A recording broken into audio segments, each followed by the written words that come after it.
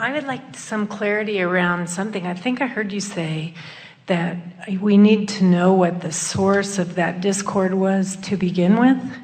Well, it isn't that you need to know what the source of it is, but here's what we mean about all of that. When a manifestation occurs, which is always an indicator of the vibration that you've got going on, often you can't then find the vibrational components of it because you're dealing with the action part of it. In other words, it's like, so someone has discord going on for a long period of time, and then they finally get sick. But now they're sick, they're dealing with the sickness. And so it's hard to get someone to think about vibrational components of something when they've been given a death sentence or when they're hurting in some way. And so the reason that we think that it is a good thing to reach back in the pre-manifestation phase is because you can sometimes feel the vibrational components of it more keenly. The other day, Jerry and Esther brought their bus from San Francisco down to San Diego, and they've purchased a house near San Diego that is being renovated, and they cannot live in it yet. But the reason they bought the house and the property is because there is a place to park the bus on the property.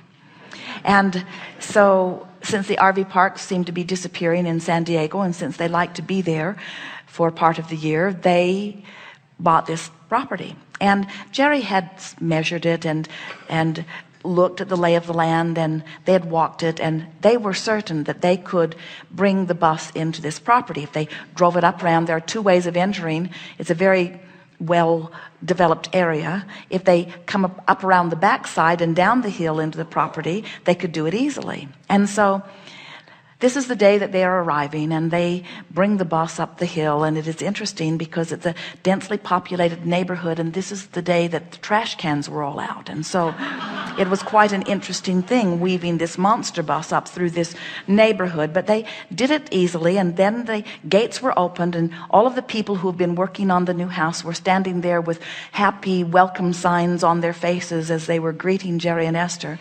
And Jerry was concerned about holding traffic up because it's a very big bus and a neighborhood that is flowing with traffic. And so he was calling Esther into the gate. And they didn't realize that since they'd seen this land in the few months that they'd been away, the landscape architect had built up the land inside. So as the bus is, instead of the bus going down into it, now it's going down and up into it. And when it goes up into it, the back end of the bus is now dragging on the ground, and the wheels are spinning because it is high centered. And now they are blocking traffic. And the gate is just wide enough, barely, to bring this bus in. But Jerry and Esther have put this bus in tight spaces before, and they have a very good plan. Jerry's on the ground with a walkie-talkie, and Esther's behind the wheel doing exactly what he says. And she knows that he can see things standing out there that she can't see because she cannot see directly down. And the bus is much happier in big open spaces than in very close spaces. And Esther is much happier in the big open spaces too. So there are people on every corner of the bus, and Jerry is out in front, and he is calling Esther forward. Come, come. And he is meaning it because he is concerned about the traffic that is being held up. So he's saying, come. And Esther has such a feeling of hesitation within her. She cannot make herself come forward. And so she is saying, don't make me. And he is saying, come, come. And Esther is saying, don't make me. Because she can't see, but she can feel. But then she thinks, but there are all those people out there, and Jerry always guides me appropriately. And so she moved forward and scraped the side of the bus on the gate significantly.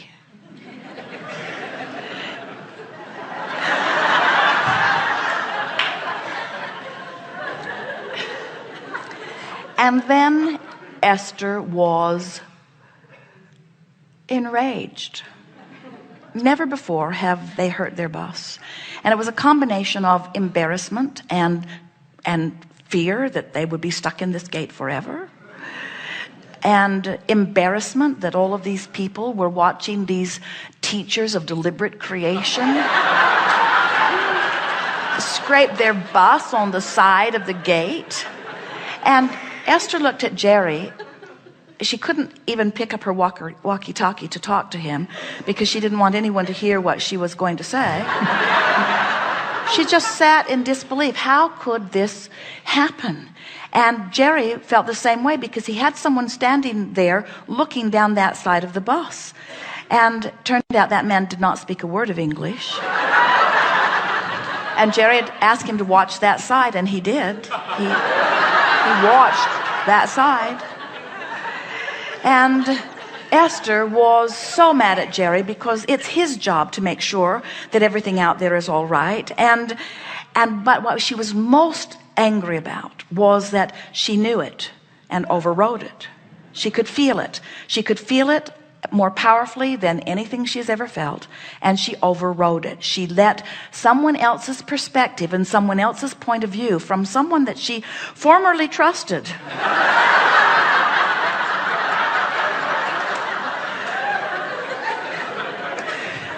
So in the midst of that experience, it's hard to find the vibrational components. In other words, because what's happened is so much bigger. And then the explanation is, well, my mirrors don't adjust for something that's that close in that way. And there was a tree that was brushing the side of the bus that was blocking the view, so there was no way I could see even where the gate was. And it was someone else's job. In other words, there's all those things that you want to put in as the reason that something happened, where we want to always say everything that happens is a vibrational indicator. It is a manifestational indicator of vibration, period. That's all that it is.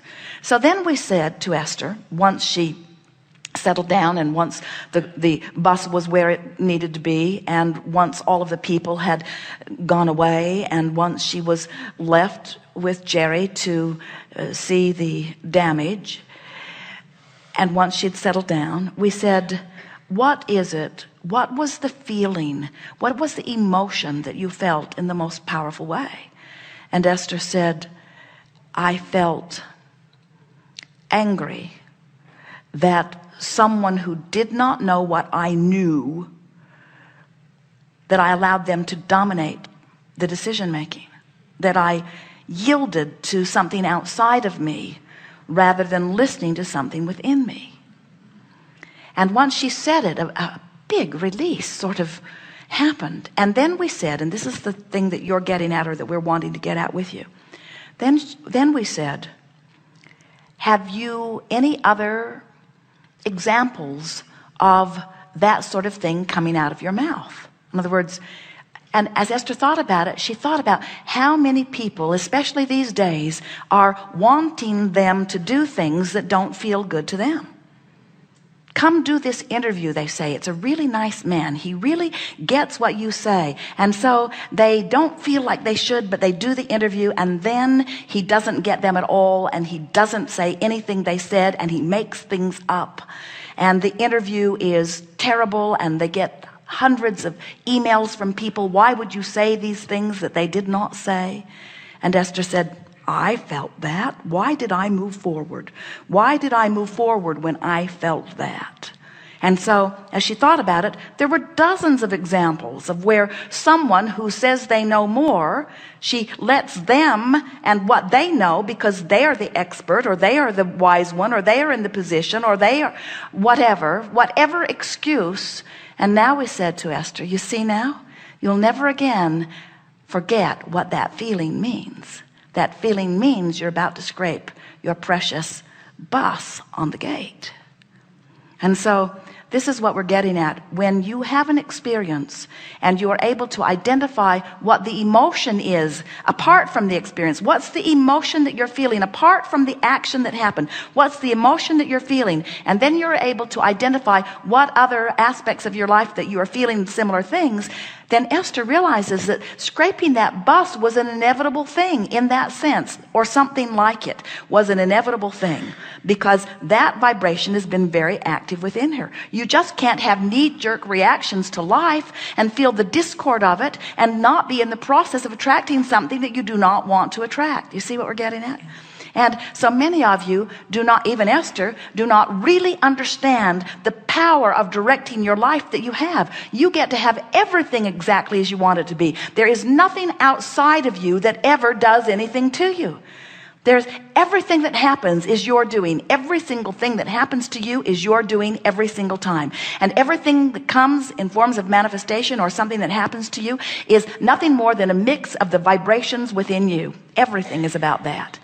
So when you get a handle on that, then you begin to relish looking back. In other words, it became fun for Esther to then begin sort out, well, yeah, I felt that way when that happened, and I felt that way when that happened, and I felt that way then when that happened.